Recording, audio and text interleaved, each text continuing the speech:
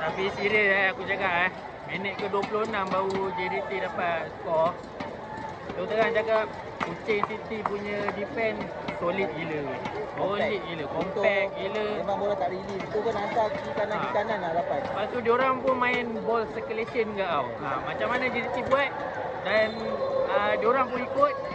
Yang paling aku amazed bila tengok Kuching City berani gila pegang bola. Lepas tu nampak diorang pun ball possession kan.